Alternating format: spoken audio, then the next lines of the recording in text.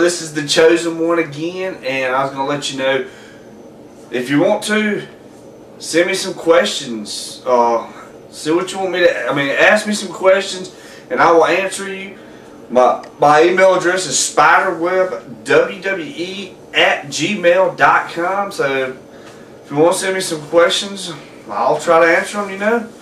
But anyway, I want to ask you something. This is kind of a trivia question. I'm going to ask you this trivia question here, and you tell me what you think. Alright, who in 1994, he was the manager of the Quebecers. His name was Johnny Polo.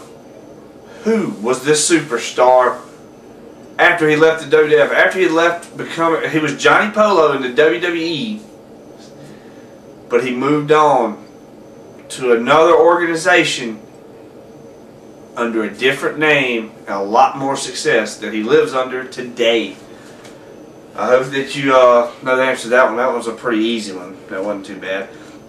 Alright, WWE Encyclopedia. I was going to take a look in here and see what we can find out.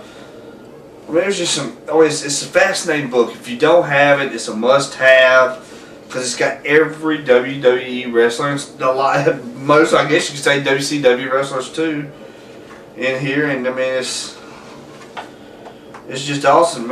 You got the Canadian Earthquake, Dynamite Kid, the Dudleys, you know, it just goes on and on. Don Morocco, the Mexicos, Michael Balea. You just got all these guys.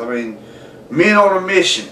Do you know who the members of Men on a Mission was? That's another trivia question. Who was the members of the tag team Men on a Mission? There was a tag team in the early WWE. That was a good one. Maven. Tough Enough Champion. Maven. The first Tough Enough Champion. Alright, I'm going to say something. I'm going to go back some years here. I picked Maven from week 1 to win Tough Enough.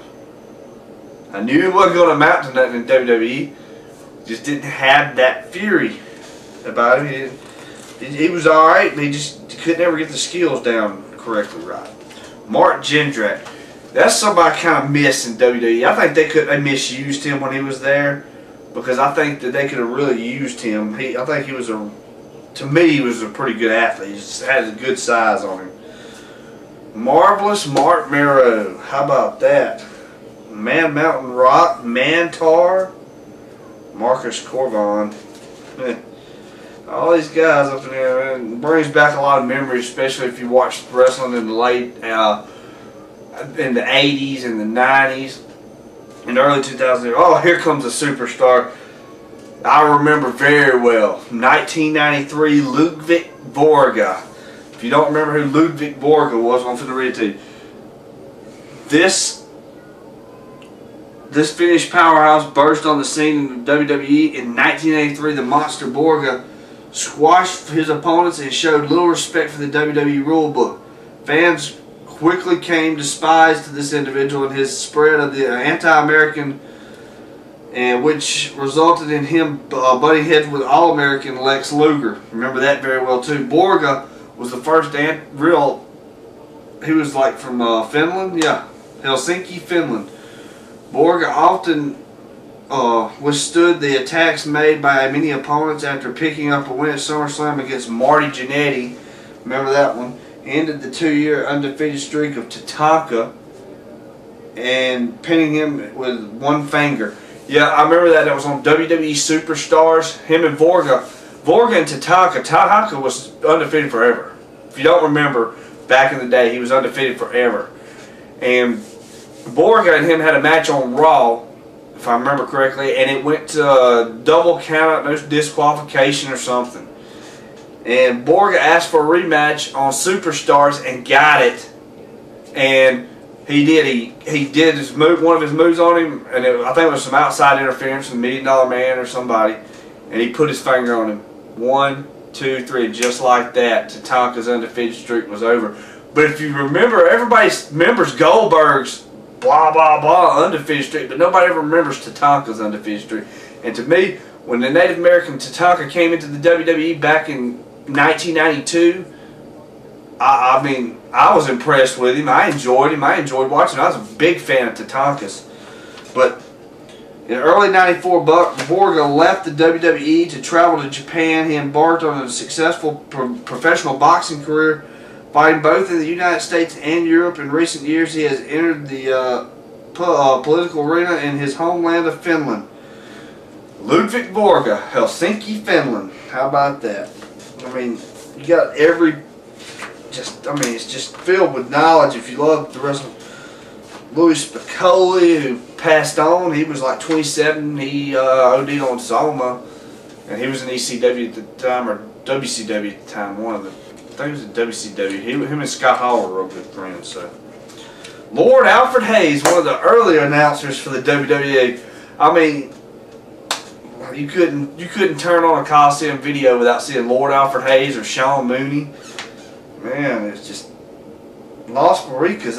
It's good. I remember I had a video, and I still got it somewhere around here, called Smack 'em Whack 'em. That was a good one. It had Tatanka and Rick Martel fighting on there, and it had the first ever ladder match in WWE history. And no, it was not against Razor Ramon and Shawn Michaels. It was against Bret Hart and Shawn Michaels. And it was an okay ladder match. It was a Coliseum home video, Smack 'em and Whack 'em. It also had the mighty Yokozuna on there, and it took you to where he eats sushi and all this, and they cooked it in front of him, and the Bushwhackers were on there doing home improvements. It was awesome. It's a good video. If you ever get around to it, you like old Coliseum videos, check out Smack 'em Whack 'em. Man, this has just got Jerry Lynn, Legion of Doom. I mean, it's just got everybody in here. Larry Zbyszko. I mean, it's just fan signs. I mean, it's just awesome. All the signs you will see. It's just crazy. La Resistance. Quang.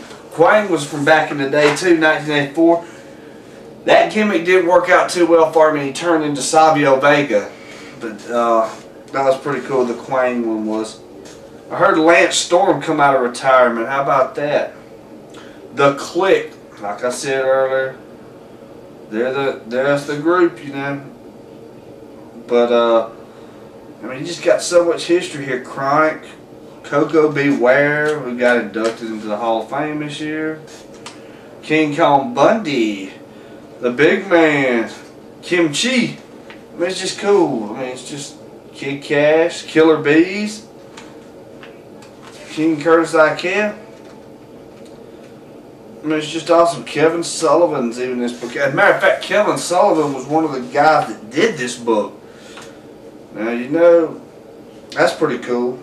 Kerry Von Erich, Justin Credible, Kamala, Katie Lee Burchill. That's something you don't see much of, is her. And I think she's pretty cute. Give me your comments on that. But anyway, this is the chosen one, and baby, I went through the encyclopedia a little more. I'll go through it some more, but comment on what I said. What did you think about some of the stuff I said, and who did Johnny Polo become famous as? That's what I want you to answer today, along with who was the two members of Men on a Mission, the tag team Men on a Mission. But anyway, this is the chosen one, baby, and we out.